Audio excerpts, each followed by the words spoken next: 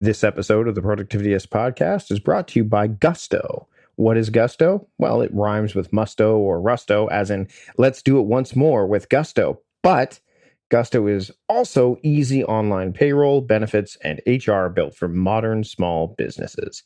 To get 3 months for free when you run your first payroll, visit gusto.com/timecrafting. I'll have more about Gusto during this episode, but for now, let's get on with the show.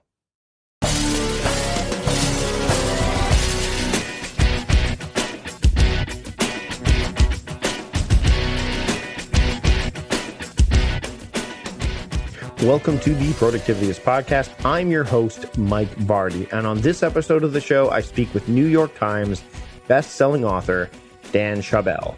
Dan is the author of the book Back to Human: How Great Leaders Create Connection in the Age of Isolation, and he's also the host of the 5 Questions with Dan Schawbel podcast. He's also worked with me at Lifehack back in the good old lifehack.org days, and we had a really good conversation talking about this connection creation that leaders need to have and how that can affect not just productivity, but relationships and so much more.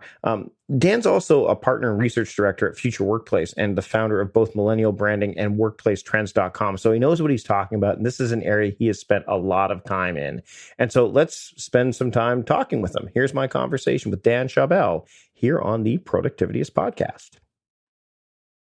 I'd like to welcome Dan Schawbel to the Productivityist podcast. Dan, thanks for joining me. So happy to be here with you, Mike. It's been a while since we've connected, and we've never actually talked, I don't think, have we? I don't think we've talked. I think we've communicated via email and stuff back when I was back in my, as we were talking about the Lifehack days, but I don't think we've ever actually spoken to one another. We've never spoken up until now, but technology has led us to this call. Which is great, but I want to talk about a book that you've got, Back to Human: How Great Leaders Create Connection in the Age of Isolation, because I'm in Victoria, British Columbia, Canada. You are in New York City, right? Lower East Side of Manhattan. That's where I am. So we are able to talk literally from opposite ends of the continent. And we are currently not isolated. But what I wanted, one of the things that my wife and I were looking at the book that, we got an advanced copy of it. And one of the things she said to me, she says, she kind of skims through the books initially to kind of go, okay, so that way she knows kind of what we're going to be talking about, because she kind of handles all the back end stuff. And she said, you're going to like this book because basically, she goes, the idea of the human component, bringing things back to human, and using technology as a leveraging tool as opposed to to create face-to-face connections. She goes, that's right up your alley. And that's, I don't want to kind of say that that's what the entire book's about, but that's one of the messages inside the book, right? The big message is use technology as a bridge to more human interaction instead of a barrier. Let it remove the tasks that you don't even want to do and let it enable you to meet people on the phone or in person so you can establish better, stronger, more human, genuine relationships, because we have an inherent need to have friendships and feel love, feel like we belong. And technology gives us the illusion that we have great connections, that we're highly productive. But many a times technology can be distracting and make us less productive. Technology, especially Facebook, makes us believe we have thousands of friends, yet we can only rely on about 4 at a time in an emotional crisis for every 150 Facebook friends that we have. And so I think that we have to think more about how to use technology the right way, because when I interviewed 100 top young leaders at 100 of the best companies in the world, they said that technology is a double-edged sword. Right. Regardless if you think it's good or bad, it's how, when, and where you use it that's most important. And I'll give you the most simplest example, right? So if you have a coworker that's running late to a meeting, you can text them saying, make sure that you come to conference room A. But if you get into a fight with a coworker, do not handle that via text. So we did for the book, I work with Virgin Pulse. We interviewed over 2,000 managers and employees in 10 countries. And we found that the biggest thing that gets in the way of human interaction is email. Yet a study in the Harvard Business Review found that one face-to-face interaction is more successful than 34 emails exchanged back and forth. So technology has led us to believe that we're being more productive, yet it's great misunderstanding that has resulted in a time suck, not a time gain. Mm-hmm. And I think something that's very relevant to your show that I was telling you about earlier was we asked all of them, what benefits would you receive from more face-to-face time with your coworkers? And a third said they'd be more productive, and a half said they would have deeper relationships with their team. So people are bringing their full selves into the workplace, whether we like it or not. And, you don't want to be, Mike, the professional at work, and then Mike, the family man. You just want to be Mike. Right? That's who you are. You do some things that are professional, personal.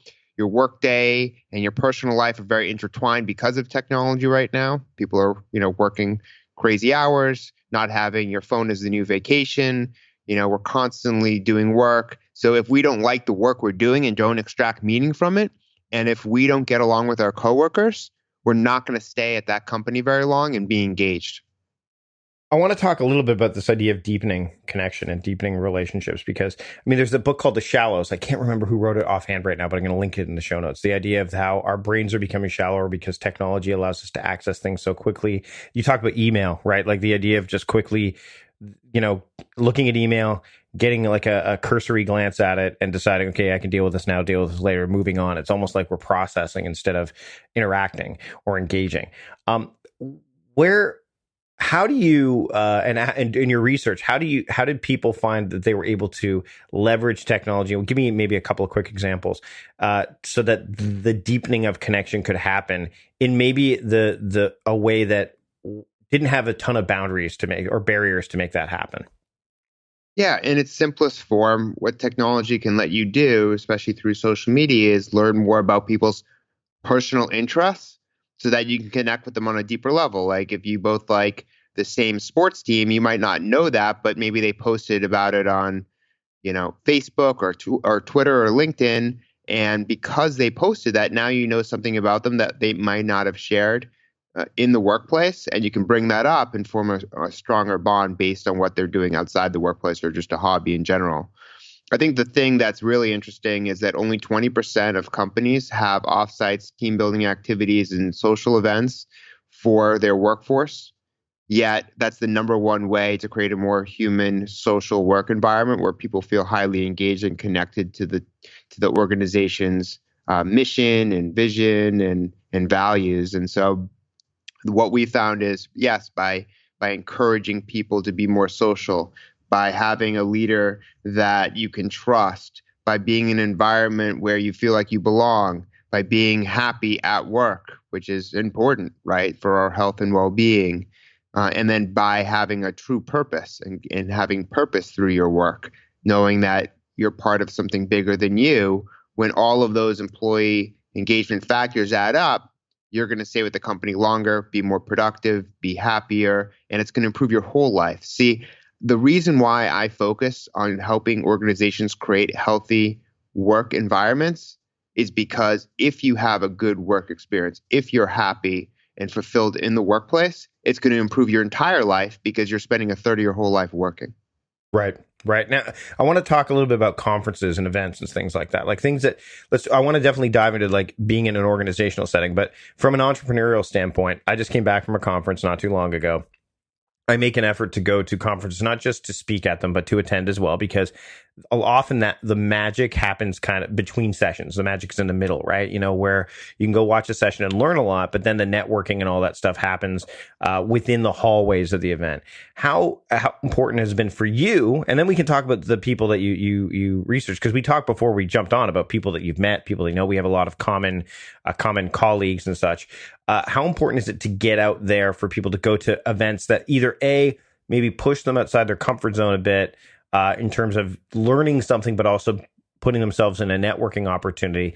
And secondly, how does that how can people take those experiences if they're having them and maybe make them even greater than they already are?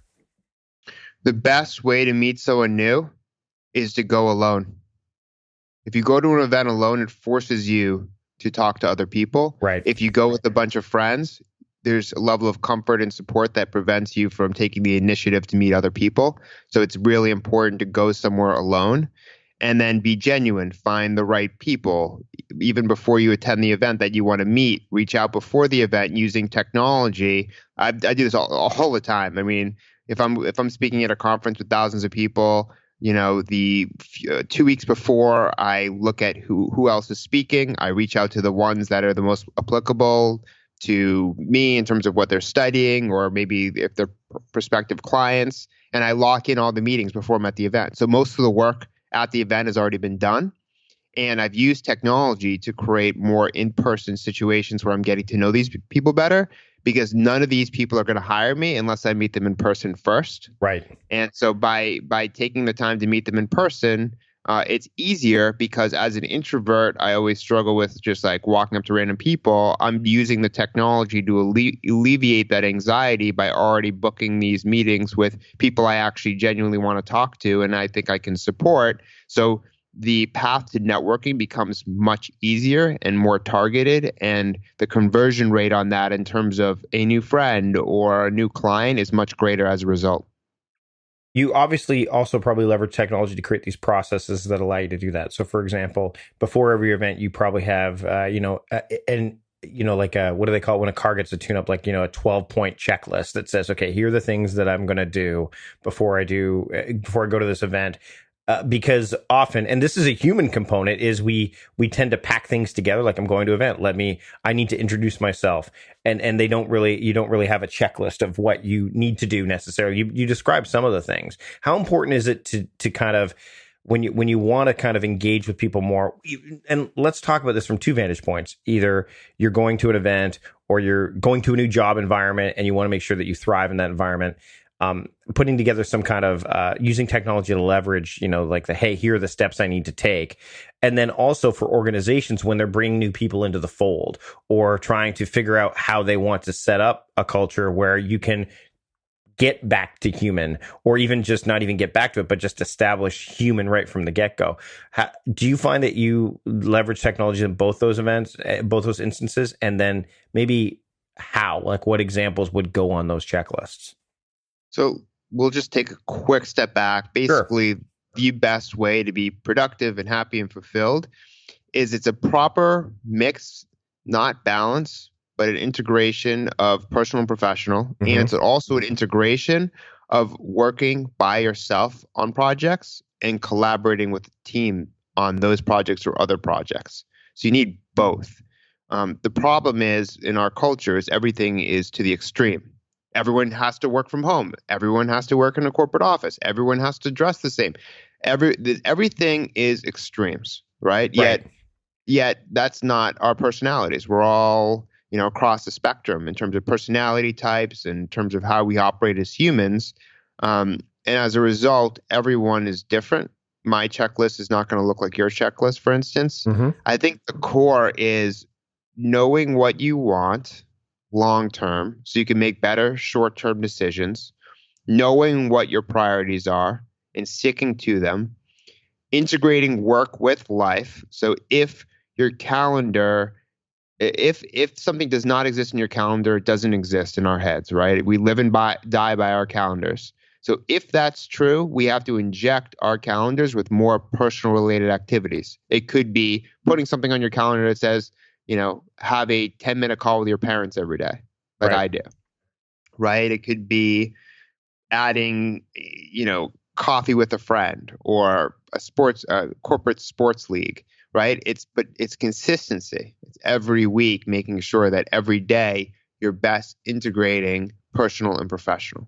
So that's at the core of what we need to do instead of trying to balance, because balance means there's trade-offs, and in life is a little bit more complicated than that. And you're not going to look at your watch to make sure that you're done with your personal life and you can start your professional life. It's just, that does not work for anyone. So what you need to do is you need to structure your day so you're maximizing the day and you're able to be fulfilled personally and professionally. And I think what it comes down to is you have to know what you want long term, and that helps you create better short-term goals. And then write the goals down. For me, it's 5 personal, 5 professional per year on average. And then once you have those goals written down, make it into a checklist so that, for instance, professionally, I do between 5 and 9 research studies a year. But that's like my core. That's what I really love to do. So it's my highest priority from a professional standpoint. And every time I get a study sponsored, or I field the study, or I come up with a questionnaire, or I do the analysis, or I do a campaign to let people know about the research findings, those are all things that I need to check off as it's happening. So I have to go through a whole process in order to make sure a research study is complete by my standards, as well as the corporation that's sponsoring the research standards. And I do that, 5 to 9 times per year. But personally, it's, I want to travel every year. So I want to make sure that I'm booking a trip to somewhere in the world every December so that the upcoming year, I know I can check that off. Right. So Right. it's becoming really smart about how you integrate personal and professional, and then get more specific as you're building out your goals to capture that, to make it more tangible so you can achieve it. Meal planning is important because it prevents us from being a disappointed wreck when dinner time comes around and we have no clue what to make, or even if we have the ingredients to make the meal. It's a time and a money saver, but most importantly, it frees up valuable brain space. Creating a meal plan prepares us for the week to come and gives us peace of mind that we're organized and can feed ourselves and our family. That's why I do it, and that's why Plan to Eat helps me do it. Your subscription includes access to the Plan to Eat website and fully featured mobile apps on iOS and Android. And Plan to Eat gives you the tools to clip and organize recipes from any website, the ones your family loves and that fit your dietary preferences and needs. And you can create a meal plan around your schedule. Then what happens is the Plan to Eat software automatically creates an organized shopping list based on your plan. So sign up for your free trial at plantoeat.com/timecrafting. That's plantoeat.com/timecrafting. The coupon will be automatically applied to your account and can be used when you're ready to subscribe. It's valid for new customers only. Give Plan to Eat a try today. We're going to take a break from the proceedings to talk about our sponsor for this week, Gusto. Small business owners wear a lot of hats, and while some hats are great, others, like the filing taxes and running payroll hat, not so great. That's where Gusto comes in. Gusto makes payroll, taxes, and HR actually easy for small businesses. Gusto automatically pays and files your federal, state, and local taxes, so you don't have to worry about it. Plus, they make it easy to add on health benefits and even 401ks for your team. Oh, and you can get direct access to certified HR experts too. Sounds like a pretty good way to kick off 2019 for your business, right? But here's the thing. Deadlines for the new year creep up earlier than you think. And you're going to want to get started now. So don't wait. Let Gusto make it easier on you. As a bonus, Productivity is Podcast listeners get 3 months free when they run their first payroll. This is one hat you're going to be glad you gave up. So try a demo and see for yourself at gusto.com/timecrafting. That's gusto.com/timecrafting. I'd like to thank Gusto for sponsoring this episode of the Productivity is Podcast. And now let's get back to the show. When it comes to, again, putting yourself in the human experience, I find that it's a really important thing, productivity-wise, to measure things both qualitatively and quantitatively. So a lot of people will say that, the more boxes they check off, the more fulfilled they are, and technology definitely allows you to do that. Can you share with me, and things like empathy and gratitude, they come to the fore when you're starting to talk about qualitative stuff, right? Because it's more, those are feelings, and those are emotional, and they do have some reason behind them, but they're not so much hey, let me tick off this box on its face. Sure, you might want to say, hey, did I display gratitude today? Yes, I did. Check. And maybe what you did display gratitude about. How do you, when it comes to getting back to human, how do you find that you are able to integrate, and how the people that you talk to integrate those things, like the virtues of like gratitude and empathy, balanced and again, balanced not the right word, but integrated with those things that are more, have harder edges, like that are more quantitative? Yeah, I think it's a very important point. So for me, I don't keep a gratitude journal. I don't do a lot of that. I don't do meditation. I don't do some of that. I do what works for me, that I'm comfortable with, that I know I can do 7 days a week. So that's running every morning. Hmm? It's cooking 2 to 3 times a day, right? Because the way in which I approach cooking and running is that there are stress relievers and they're time away from my office where I can think deeply about the world, my life, what I want to do, and come up with new ideas. But I interviewed many people in the book that have their own formula for health, right? They have their own habits they establish. So I think testing things is really smart, seeing what works for you, because you don't know if you're going to like mindfulness and meditation if you don't try it, right? I've tried it. It doesn't work very well for me. So I think that testing things is important, adopting what's working best for you, and then turning it into a habit, doing it every day at a certain time period and putting in your calendar so you're ensuring psychologically that you're committed to it. And sometimes, so for some people I interviewed and people I know, sometimes you need an accountability partner. Right. So it could cost money. It could be a friend, like hiring a coach or having a friend who wants to achieve the same objective or create the same habit. And then come up with a system, come up with an agenda of when you're going to meet and conduct that activity. So when we're trying to put all this stuff together, and we live in this culture of speed and demand, how do you step back to kind of put these practices or these ideas or concepts in place so that way moving forward they become, like you said, they become habitual, they become routine, they become part of the fabric of who you are or what the organization is? Because a lot of people, when I talk to them about adopting new mindsets and new philosophies and new practices, they say, why did I have to spend time doing this? It would have been just fast for me to do it the old fashioned way, or the old way, the way we've always done them or whatever. So how do you encourage, and maybe what some of the people you talk to, what these leaders, what they did to put these in place, so that they became not automatic, but they became woven within the fabric of either their culture individually or the company culture that they lead? The best advice I can give, and when I tell my Instagram followers all the time, is small steps before big leaps. Yeah. So start small, establish one habit at a time. It's like if you want to change your eating habits, don't just become a vegan tomorrow, right? Like eliminate chicken, right? And try that for a day, a week, a month, 2 months, right? So you have to do things every single day and to change habits long term, and then you could add a new habit into the mix, right? So start with one at a time, and then break habits into smaller pieces so they're more manageable. When I talk to people featured in the book, they establish one work friend before establishing 5 work friends, right? So it's focusing on one thing at a time and then expanding as you go. It's much easier to start with one friend or a great team member before you have to hire the next 50, because you're learning a lot about yourself, your leadership style, how to manage a person. These are all skills.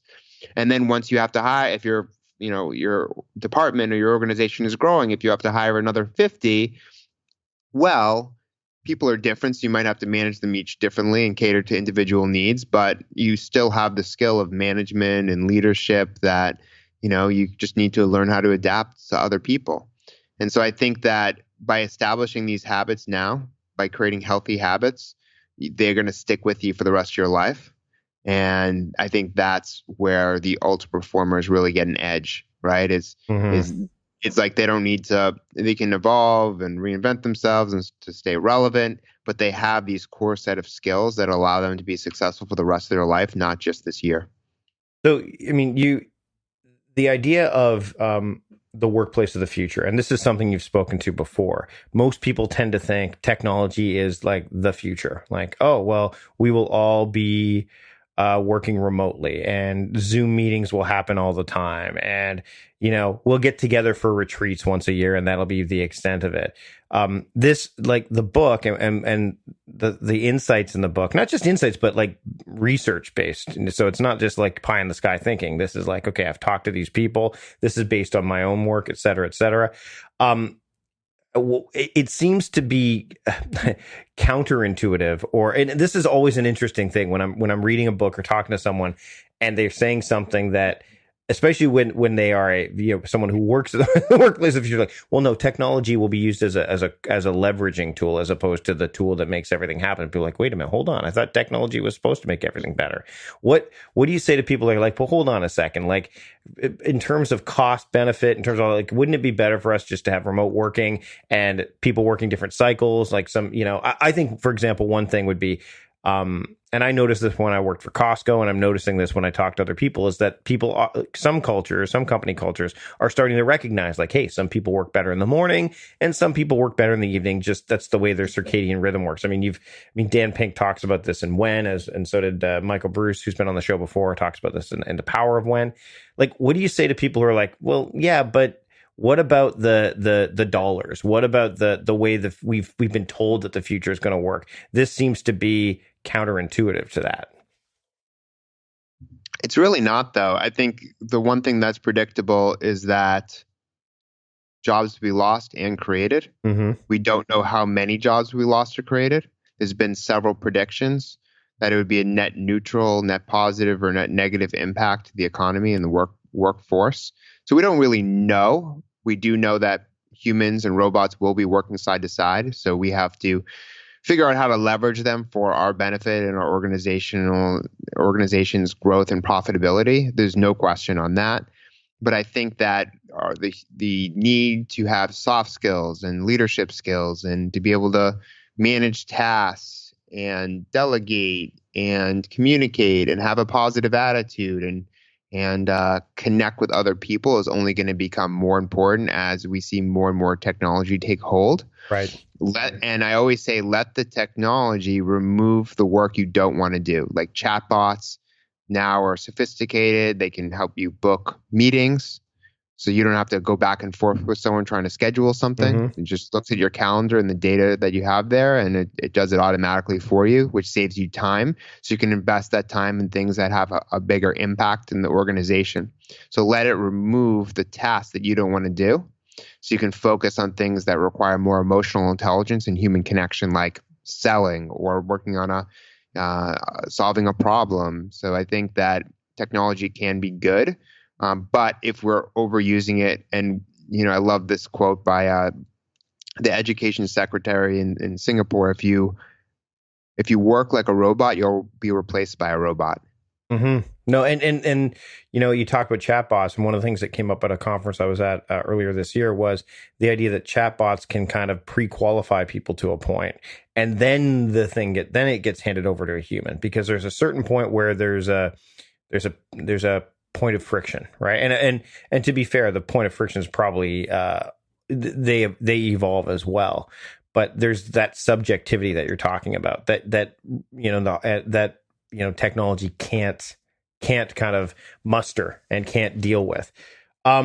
Before we wrap up, can you touch on, and this is mentioned in the book, self-assessments are always great, especially when people are like, where do I start and how do I know what I need to work on and how do I know where to, kind of where the road will take me based on, my own traits and my organizational traits. It's called the Work Connectivity Index. Can you share a little bit about that and why you put that together for people? Yeah, great question. So one of the things that I always had the ambition of having is an academic assessment. And it took me, this is the third book I've done since I was 22. And I was like, now is the best time, especially with this topic.